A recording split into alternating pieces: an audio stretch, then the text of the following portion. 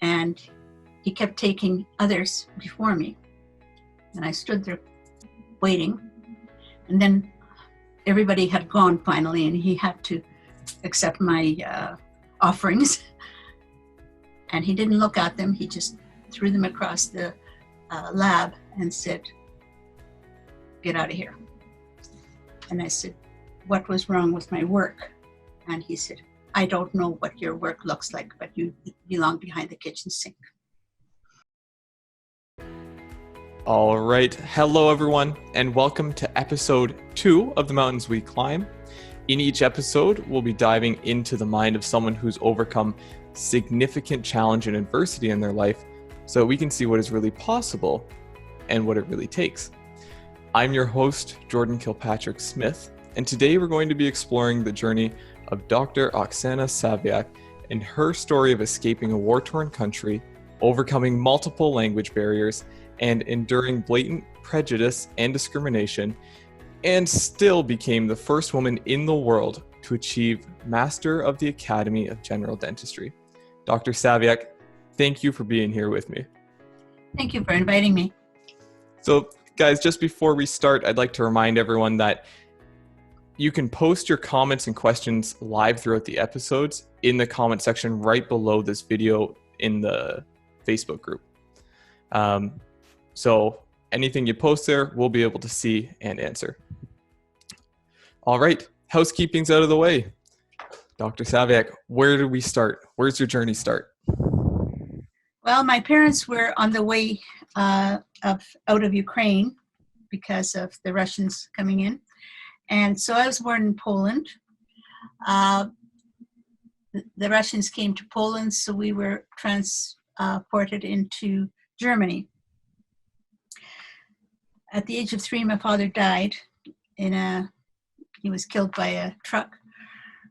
And so my mother and I were forced into the DP camps, displaced persons camps in Germany.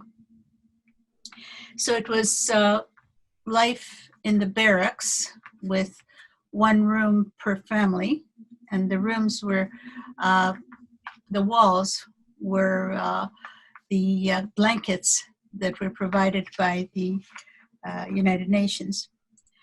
And till now, I cannot face peanut butter or oatmeal because that was plentiful and forced down our throats. And so I ended up doing, of course, Ukrainian school in the camp and learning German. So I did grade 1 in Germany. So you didn't, was Polish your native tongue? No, Ukrainian. Ukraine. Okay, sorry. And Yeah. then you had to learn German. That's right. To do, okay. And so we were in camp until I was 7 when the DP camps were being disbanded. And so even though it was war-torn Germany and a lot of bombing and fleeing into bunkers and that kind of thing. And apparently my mother really was very frustrated because whenever a bomb would fall, I would fall asleep and become dead weight. So for her to drag me around was more difficult than if I had been running with her. Right. But anyways, at the age of 7, we left Germany and were invited to go to Sweden by a man who had been my father's best friend. And so I did grade 1 in Sweden. And I loved Sweden, but the Korean War broke out. And Sweden said, if the Russians want anybody, they can have them. And since my mother had been in the underground, we had to leave. And so we ended up in Canada under the sponsorship of Ray Nathishan's father. And so I went to grade 1 in Canada again. So I did grade 1 in 4 languages. Wow. But of course, I was tall for my age, and I had already been writing with pen and ink, that's an ink well, and doing cursive calligraphy, and multiplying and dividing. And here I am being given a pencil, told to print and add column of twos. And so I was strapped for adding instead of multiplying, or for multiplying instead of adding. And so when you say strap, you mean like they took a strap and hit you with it? Yes, because the teacher had wanted to mark some papers. And I came up to her with the work finished well before everybody else was, because I just counted the number of twos and multiplied, and I was done in 2 minutes, and the rest of the class was there for 20 minutes or whatever. Right. So because I did not speak English, of course I was bullied. I went to school in Kew Beach in Toronto, and that was a very, shall I say, WASP community. And I had come from a culture where you wear a pinafore to school. When the teacher asks you a question, you stand up, you curtsy, you thank the teacher for asking you the question, you answer it, and then you sit down. And of course, that was ridiculed. Right. And so it was, bullying and that kind of thing. So when you were in high school, when you were in school being bullied, because I know that this is something that a lot of people have to go through, right? Where did that leave you? Like, how did that leave you feeling about yourself and about coming to Canada and about all of this journey so far? Well, it made me feel very lonely and a need to be very self-sufficient. Right. Because, for instance, in grade 7, I had my arm broken because somebody didn't like the fact that I was first in class. And then in grade 8, between the Negro gang and the Jewish gang, I was beaten up. So at that point, the teacher decided he was going to keep me after school. And I was honored because I was asked to do the boards. And of course, everybody else said, "You're brown-nosing." And he would drive me home. Unfortunately, there was an ulterior motive in his driving me home, and ended up being molested by the teacher. So trusting was very difficult. So grade 7, people, you weren't just bullied, they broke your arm. Yeah. And then in grade 8, you got beat up by different gangs. By 2 gangs getting together and waiting for me when I was leaving, because I was called a brown noser. Right. Because I was first in class all the time. And studying came easily to me. I never had problems getting top marks. And of course, I had a mother who very much said, if you don't study, you're not going to get anywhere. So I was keen. Mm-hmm. And also, it came easily to me. I didn't have to study a great deal. I had to read it once and I was fine. Yeah. And then, so here you are, you're young, you've gone through all of this stuff, and a teacher is there to support you, right? He says, "Stay after, I'll drive you home." And then he breaks the trust in the worst way he possibly could have. Yes. And then he tells my mother that if I don't speak English at home, I'll never make high school, or I'll never finish grade 12. So my mother didn't speak English. And that sat very, very heavy on me, I guess. So in grade 12, when we had the SAT tests, one of them was English Lit. And I got 99.9% in it. And it came to me in a little paper, a strip of paper. And I don't know why, but I felt like I wanted to vindicate myself. So I took that strip of paper to that teacher. He didn't even remember me. But I thought,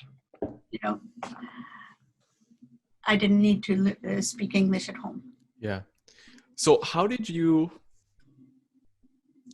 where did the strength to keep going through that come from? Because I know that a lot of people being both literally and mentally beaten down time and time again makes them say, screw it, I'm not doing anything.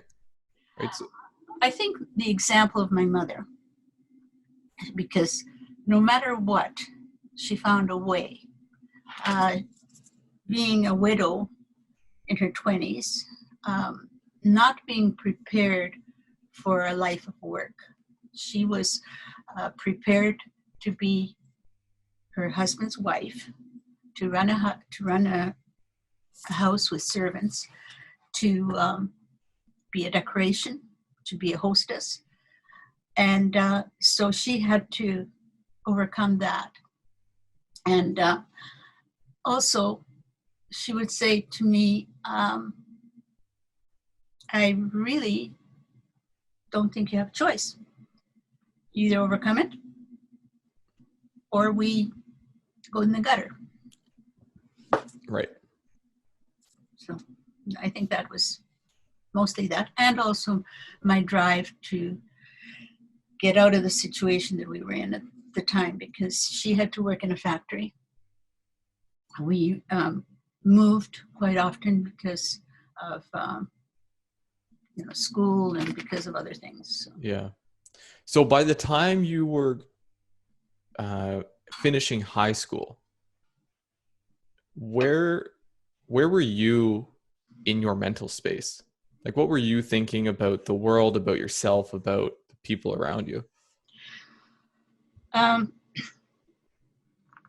I had my scouting, which I think was a huge, and my Ukrainian community, which was a huge support. Because scouting, I loved it. I excelled in it. I became a leader, and I enjoyed helping other people grow. Certainly, I liked the structure of it. So there were a lot of benefits to me there. And singing in choirs. Mm-hmm. And of course, I was an avid reader. And also had some, one of the hobbies that I had was embroidery. So I was always busy. That's one thing I never did a lot of, is introspection. Right. And do you feel like that lack of introspection was what allowed you to just, like, what I'm hearing is you kind of put the blinders on and you said, we're moving forward. Yeah. Am I right there? Okay. Mm-hmm. And you had this, despite all of this crap that was being thrown at you, you had a really strong support community with you. Yeah. Cool. Yes, I think that the Ukrainian community in Toronto, which was the church, the scouts, the social, was very, very important for us. Cool. So what happened next after high school there? I wanted to get into a career where I knew I would have the ability to be independent, whether I was married or not. And seeing my mother's situation, I felt that was very important, because whether I wanted to get married, but I also knew that if something happened, I need to be prepared. And so I looked at the various options, I knew I wanted to help people. And so at first I thought I would be going into math, physics, and chemistry, but then that didn't help people, and it was too dry. So I started looking at the professions, and medicine did not appeal to me only because it was life and death. Right. But dentistry, I thought, I'm still helping people, and it's an option that is a healing profession. Little did I know that it wasn't. At the time, we didn't have the money. I didn't know how I was going to do it. And I was working every summer from the time I was in grade 8. But most of the time I had to help with rent or other things that didn't allow me to save that money. So I had had an Ontario scholarship level of grades, but I did not do well in one of my subjects.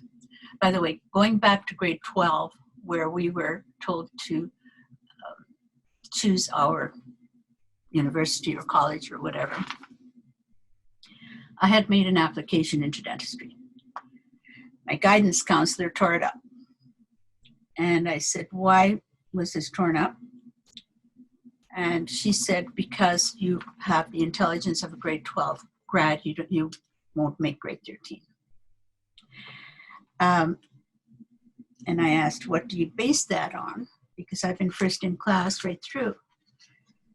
And she said, because your IQ test, which I wrote in a high fever, shows that your intelligence level is grade 12, no more. So at that point, I thought, there's my life going down the drain. And so I went to the vice principal and told him the story. And I said, I've been first in class if you take a look at my record. And the IQ test, first of all, I didn't know how to write an IQ test. And secondly, I was writing it in a fever. Mm-hmm. I did have exam anxiety too, which was another thing I had to overcome. And so he redid the application for me. Anyways, I was not allowed to take an extra subject that I was interested in grade 13 because they said you're overloaded. And I was forced by the circumstances to take geometry, which is a very poor subject for me. So I ended up missing my Ontario scholarship. But I did end up applying for a bursary. And I had second thoughts about the fact that I couldn't afford to go because of the cost of dental school. And then my mother's dentist said, I hear you're interested in going into dentistry. And I said, yes, but I'm concerned that I'm not going to have the money. And he said, well, if you're interested, if you ever need money, come to me and I'll back you up. Wow. And that was what I needed. Yeah. And at one point, I did end up borrowing $300 from him. So when I finished dentistry and went to him to repay him, he wouldn't take it. But that was the determining factor that allowed me to go. And so loans and summer jobs and living at home allowed me to finish dentistry. Yeah. So I just want to take from the comments here. Justina is sending love for you. Darius says he's enjoying the video. Thank you. So, okay. So you got into dentistry then. Yes. Right. You got this loan from the dentist. You got into dentistry. And I thought, because in Europe, 75% of dentists are women, I thought I was going into a female profession. Right. And my first day in class, and the 138 students, 6 women. And the professor stands up in front of the class and says, "I don't know what's happening to dentistry, but women are taking over." It was the largest number of women going through since the Royal College of Dental Surgeons started the school. So that's the way it started. And when... Can I just pause you there for a second? Yeah. When the professor stood up in front of your entire class and basically called you out, what did that feel like? There were 6 of us. Yeah. Yeah. So what did that feel like for you? It was a threat. Yeah. 2 of the women gave it back to him, and one of them quit that day. Yeah. But yeah, it was something. And the other thing that happened was I took a look in the front row, and the guy that had broken my arm in grade 7 was there. So that was interesting. And so, like, how discouraged were you feeling through this? Or were you not? Were you just like... No, I was challenged. I was challenged to overcome it because I thought, my mother has gone through a lot to get me to this point. I can't disappoint her, and I can't give up my life. Right. If I do it now, I'll give up my dreams for an independent life. Mm-hmm. So it was an atmosphere of women should not take the place of men who are going to be the breadwinners. And so the guys would look at you as if you're taking the place of a man here. And of course, the demonstrators in the lab was another issue. I had taken my models and my impression to a demonstrator, instructor, and he kept taking others before me. And I stood there waiting. And then everybody had gone finally, and he had to accept my offerings. And he didn't look at them. He just threw them across the lab and said, "Get out of here." And I said, "What was wrong with my work?" And he said, "I don't know what your work looks like, but you belong behind the kitchen sink." And the interesting thing about it was we had our 45th class reunion. And of the men, over 50% of them were retired. Of the women, every one of us had still been working. So I got up and said to the class, "Remember when you said that women are not going to continue the profession because they're going to have babies and stay at home? Look at this." What was their reaction to that? Boo! Yeah. Wow. Yeah. Like, it is just mind-blowing to me, because any one of these single events that you have described would be enough to knock most people off their path.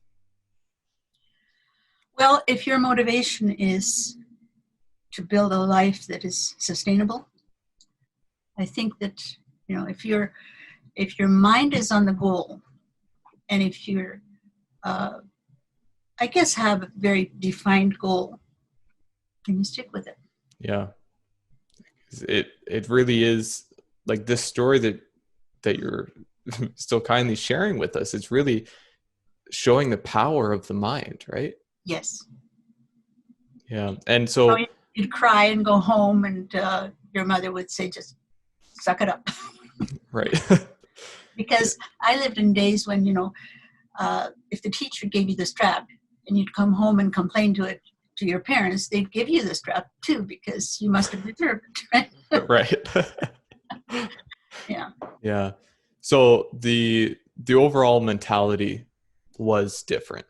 Yes. And you had the big support network, right? Yes.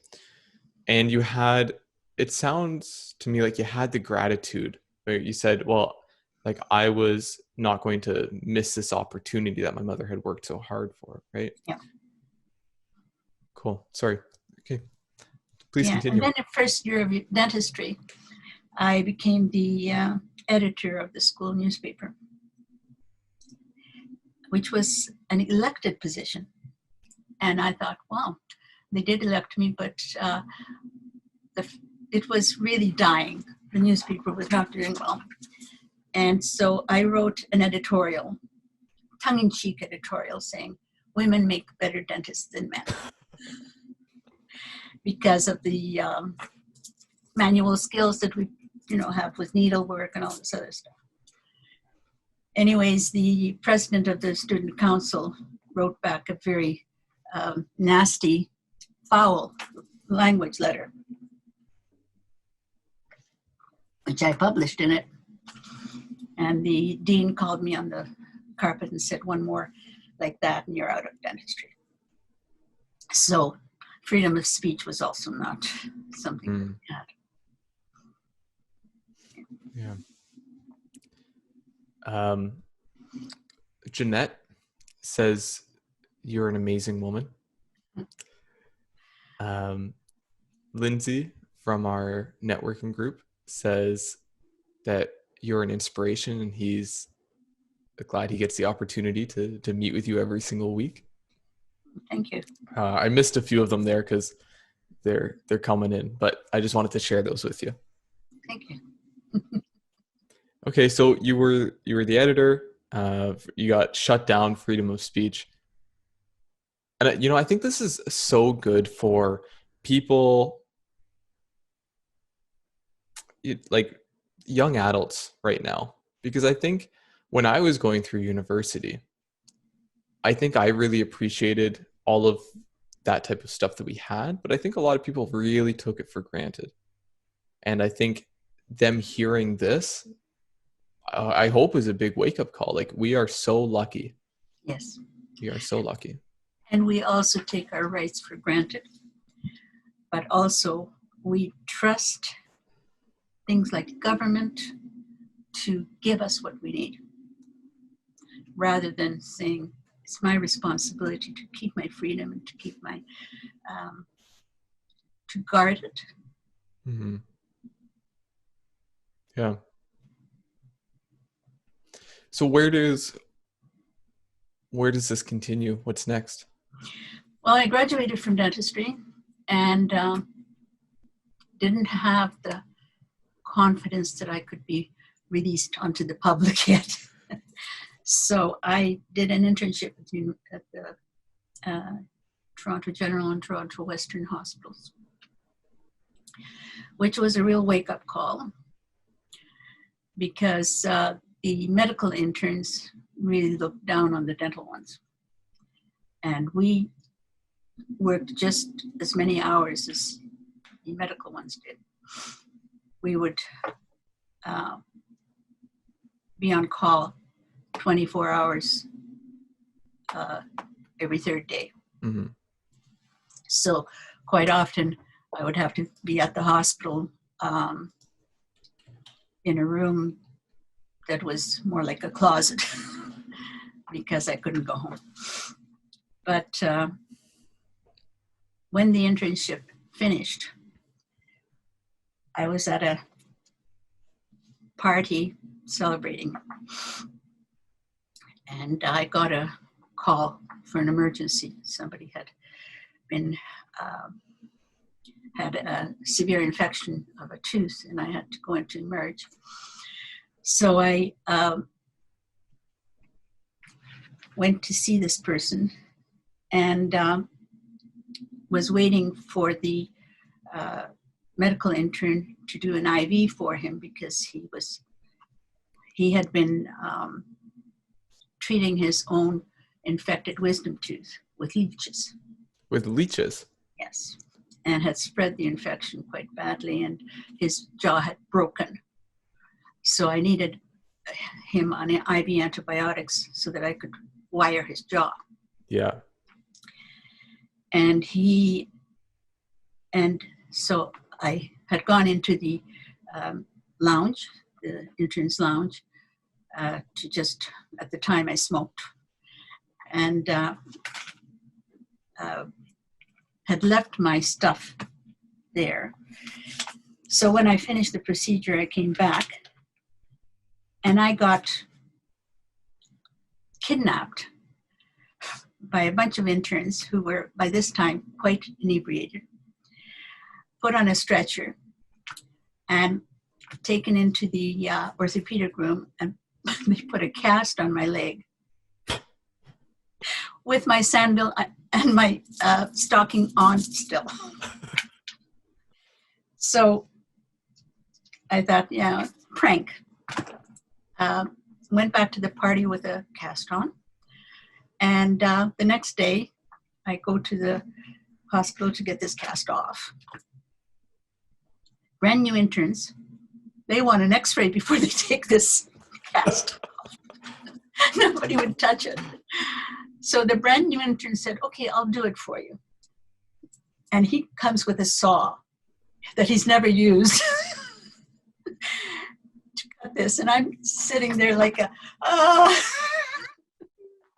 but that was a fun kind of thing. So you were at this party. They're like, hey, we need you to come do this surgery. Yeah, you go to, right. So you go to the hospital, you do the surgery, and then the other interns come, put you on a stretcher, take you to a room, put a cast on your leg, take you back to the party. And then the next day you come back and they're like, oh, sorry, we got to take an x-ray. And then, oh no, it wasn't the same interns, because the interns had, this was their last day. Right. So it was a new interns, and they didn't know that this was a prank. Right. Okay. I'm trying to tell them, who's going to put a cast on with a sandal underneath? Right. Oh, no. We have to be careful.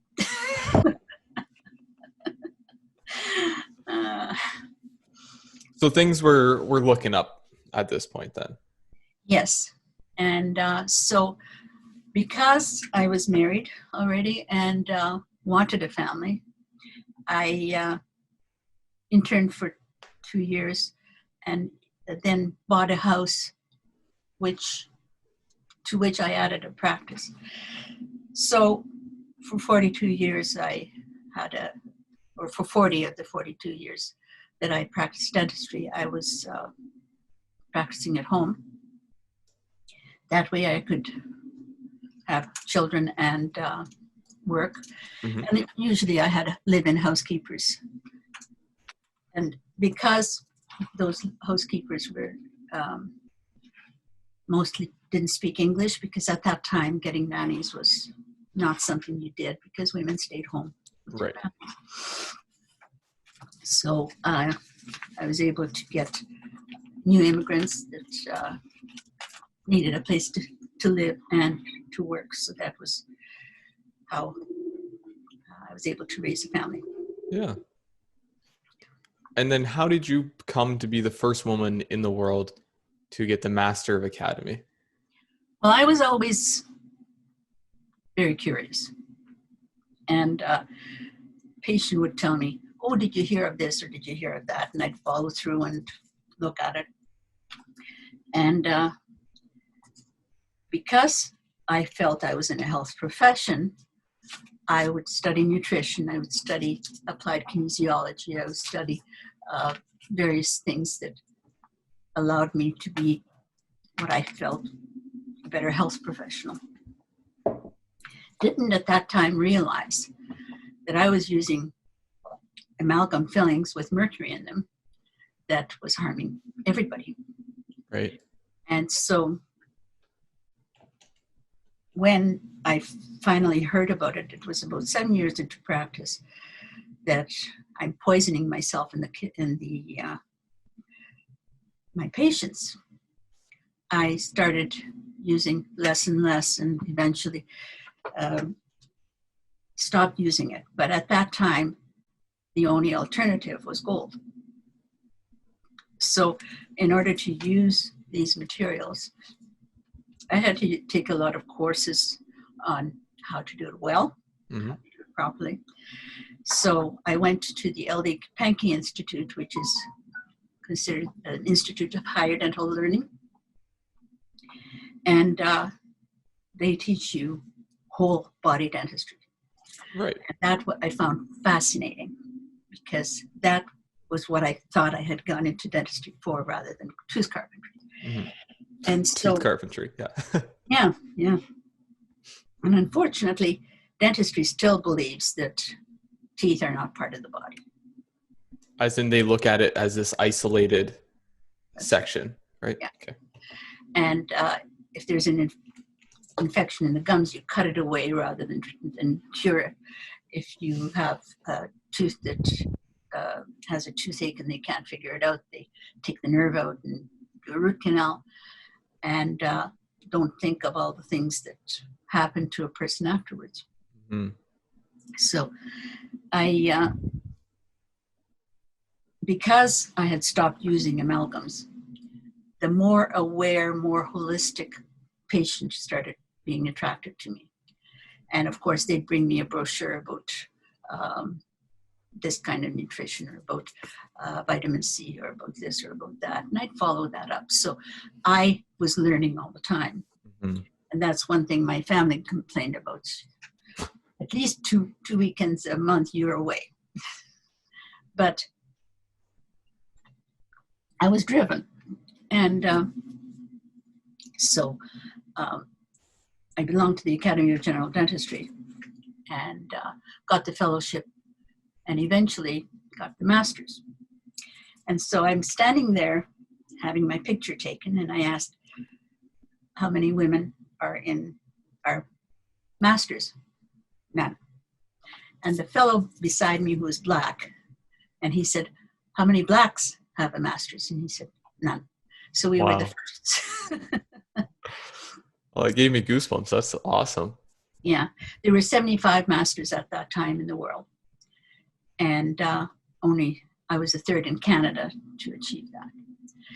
And most of them were military, because the military requires the reservists to do active duty, and active duty meant taking a course. Right. So many of them were paid for by the military. Mm-hmm. And so that's how I got the master's. And an interesting event, when I started taking courses, I couldn't afford all of them. Mm-hmm. And I heard about a course in Walter Reed Hospital. And it was mostly for Army and military dentists, but there were 3 civilian spots. And it was affordable. All I had to pay for was my room and board and flight. I actually didn't fly, I drove. And it was scary, because all these military guys are in the hotel, and me. Mm-hmm. No other women. And I come to the course trying to find somebody to talk to, and of course nobody will talk to me. So the breaks, I just sat there alone. And for supper, I went to the restaurant alone. And then this was a 3-day course. At 3 o'clock in the morning, there's a banging on my door. And I thought, boy, I don't know anybody here. Mm-hmm. I'm not going to open it. Stopped. At 5 o'clock in the morning, same thing again. And that scared me. Anyways, the next morning I went back to class, and a guy comes up and says, oh, were you dancing all night? And I said, yes. Oh, because I came and knocked on your door. And I said, what did you want? And of course, you know what he wanted, right? Right. And he felt that just showing up at 3 a.m. was the best way to do Yeah. that. Right. Okay. So this is the kind of thing that I repeatedly encountered in various courses because I was often the only woman there. Yeah. And the other thing I encountered was, oh, she knows something? Like when I was taking a course at Harvard, it was on how the joint is related to orthodontic treatment. And by this time, I had studied the bite and knew a lot about it. And I had done Pankey already, this institute in Florida. Mm-hmm. And so the professor asked a question and I answered it more than once. I was ostracized the rest of the course. So that's the kind of thing that you end up, because you're a woman in a male profession, that is not pleasant. Yeah. So it didn't matter what you did. It was always wrong. Well, whether wrong or whether a threat, I think more a threat. Right. So whatever you did, it wasn't supported and promoted, right? Okay. So we have a question here for you, and it's after enduring so much, right, time and time again, what continued to be your driving force, your motivation to continue? My patients and trying to help them with their health. And that's what I still do. Yeah. It's a passion. It's been a passion all my life. And trying to show people there's a better way than drugs. There's a better way than surgery. For instance, somebody comes to me and says, I need carpal tunnel surgery. I'll tell them, in 3 ozone injections, I can get rid of your carpal tunnel. Right. They look at me and say, oh, but my doctor said. So it's still a lot of rejection. Mm-hmm. But on the other hand, it's still a passion for me to at least tell them that there's another way, or at least be of help.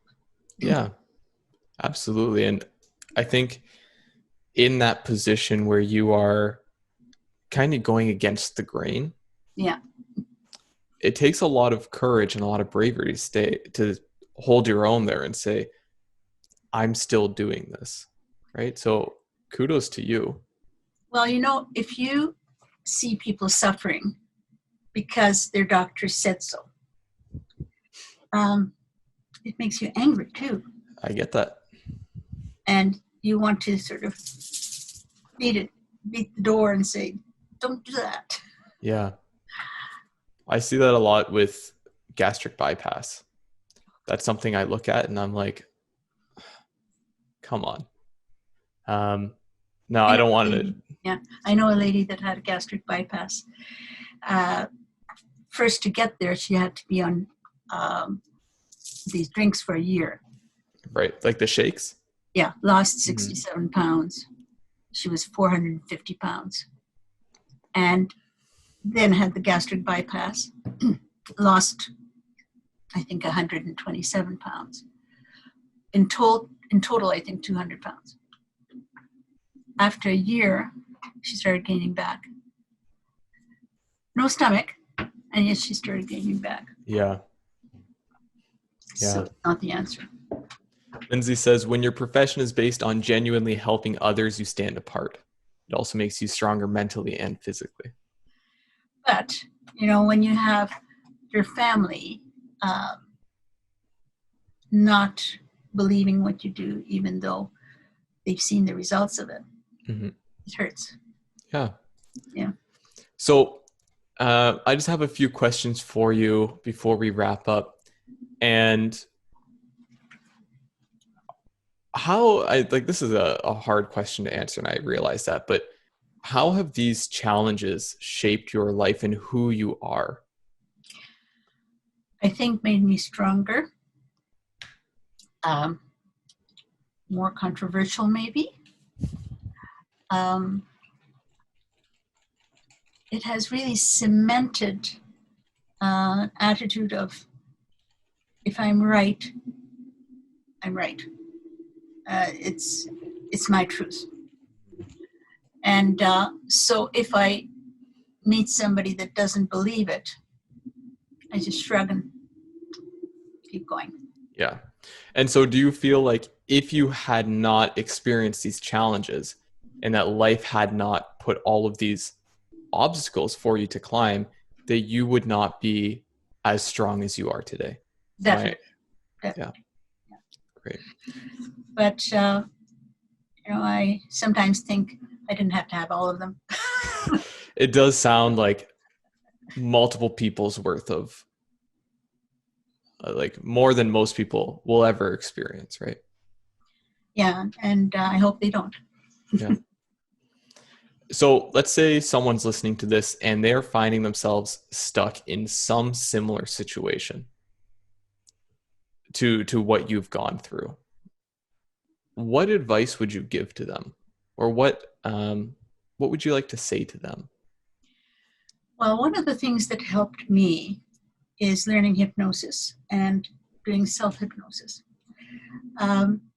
When you can control your body via your mind, whether it's stress or whether it's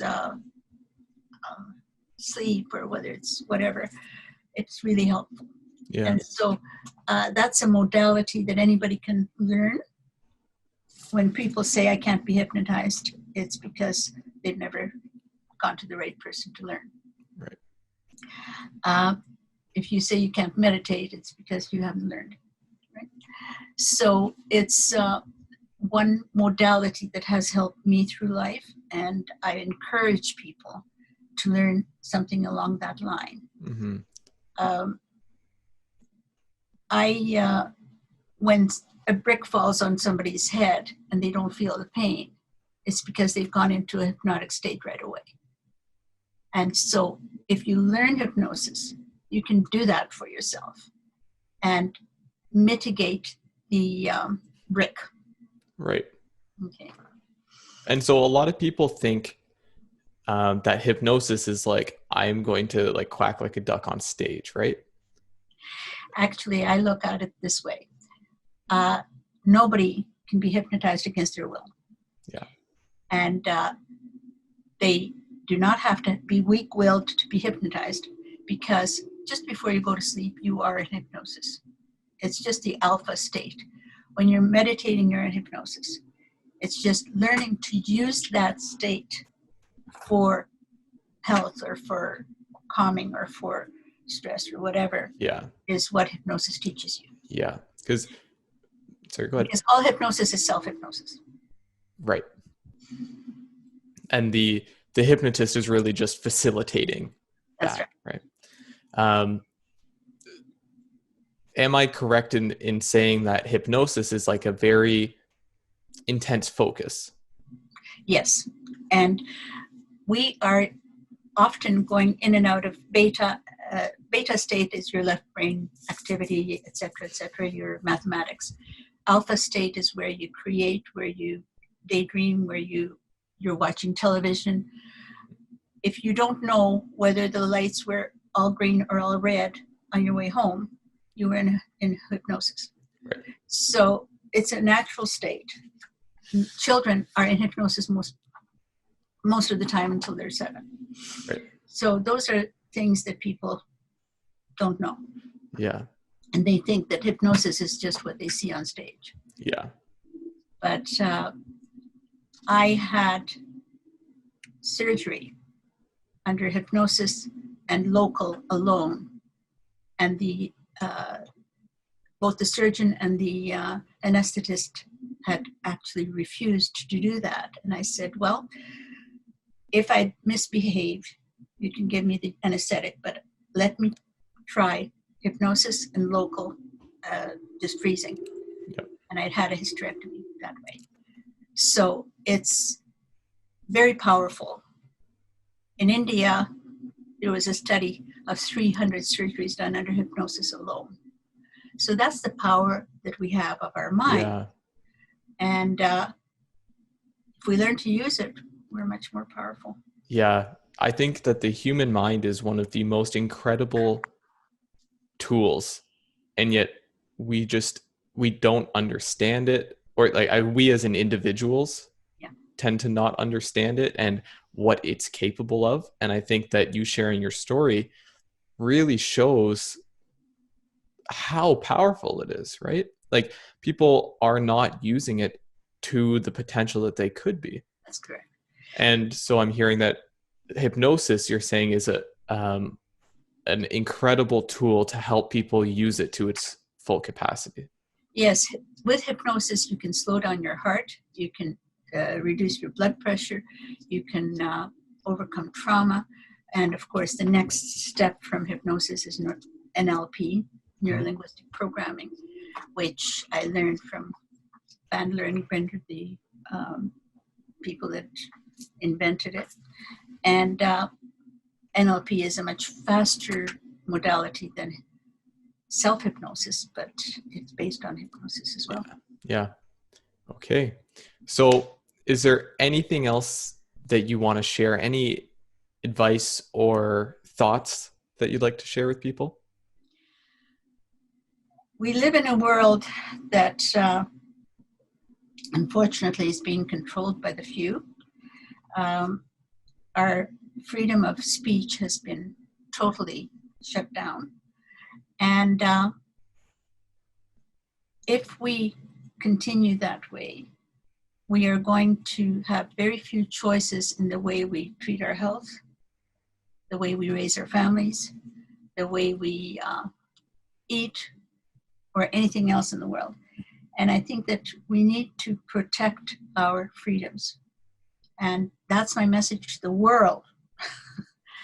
And that includes freedom of choice in healthcare, in things like vaccinations, in things like schooling, that kind of thing. So I encourage people to go and find out what is really going on, whether it's in medicine or whether it's in dentistry. I teach a lot of courses in whole body dentistry. Mm-hmm. That's what I would call it. I also teach dental offices, the biological approach to dentistry. So it's something that I'm passionate about, and I really encourage people to find out what's behind whatever they're going through. Yeah. Whether it's, they need surgery, or whether it's they've got cancer and they've got to go through chemo and radiation. There's so much information out there. And I know it's a labyrinth especially on Google. But if somebody calls me and asks me, what do you think of this and what do you think of that? I can give them my opinion, which is more holistic or more natural. There's an herb for this, or you don't need a mammogram that's destructive. You can go for thermography. Right. All these alternative things, they're called alternative, but they're actually more natural. And, when you have herbs in your garden that can eliminate a headache, that can lower your blood pressure, that can improve your digestion, why not study them? Yeah. So be really curious. Yes. Awesome. Justina's saying you are a phenomenal woman. And I think everyone that's listening to this is going to agree with that. So if people want to contact you, how can they reach out to you? Where can they find you? My website is drsawiak.com. Okay. And I have a clinic in Georgetown. In Ontario? Georgetown, Ontario, called Sawiak Integrative Wellness Institute. And I also have a book out and another one coming out. And then I have an app that is coming out in a few weeks called The Health Detective, because that's what my clients have called me. Yeah. And so the spelling on the website. I will post it in the description as well, but it's drsawiak.com. Yes. Fantastic. And what's your book called? And where can they find it? The first book is You Well, an exponential guide to health. If they go to my website, there's also an ebook that they are welcome to download by just putting their email in. Mm-hmm. And I have a monthly update, newsletter kind of thing, that talks about one subject at a time. So if they'd like to get that, they just have to go on the website and request it. Fantastic. And then if somebody wants to delve further, I do a 20-minute complimentary consultation by phone or Skype or Zoom. And they can find that on your website if they want to contact you for that? Yes, the contact information is there. Great. One comment I want to read, and then I want to ask the listeners a question to leave them with. And the comment is from Jeanette. Thank you, Dr. Sawiak, for being so open about your experiences. Your strength and determination to succeed has been so inspiring. Thank you. I'm glad. And so my question for you as the listener is, after hearing this story, what are you going to do? What is your first step? What have you learned from this that you can now implement into your life? Joining me next week is Diana Lockett, a speech language pathologist, yoga teacher, realignment coach, and author in a best-selling series. It's going to be happening right here in this Facebook group at 10 a.m. Eastern. See you then.